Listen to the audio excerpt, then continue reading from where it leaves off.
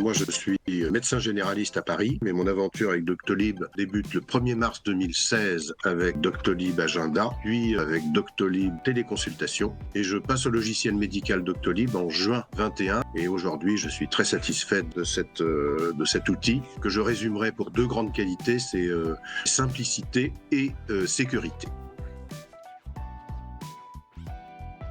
Je regrette en rien mon choix. Je trouve que c'est un confort de métier.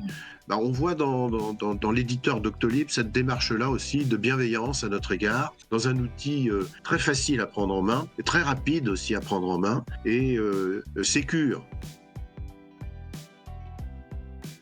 Pour démarrer une consultation, rien de plus simple, vous partez de l'agenda. Vous avez votre patiente, Madame Merola Charlotte. Je fais un clic droit. Démarrer la consultation. Comment est-ce que ça a été pensé? Comment est-ce que ça a été co-construit? À gauche, ici, on va retrouver la fiche d'identité du patient.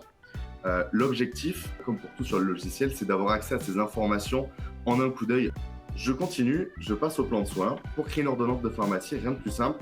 Nous, on fonctionne avec le Vidal Expert. Je clique donc sur ordonnance pharmacie. Comme pour l'observation médicale, je vais avoir deux possibilités. La première, ça va être de rentrer le nom d'un médicament, le Doliprane. Je saisis ma posologie et je n'ai plus qu'à valider.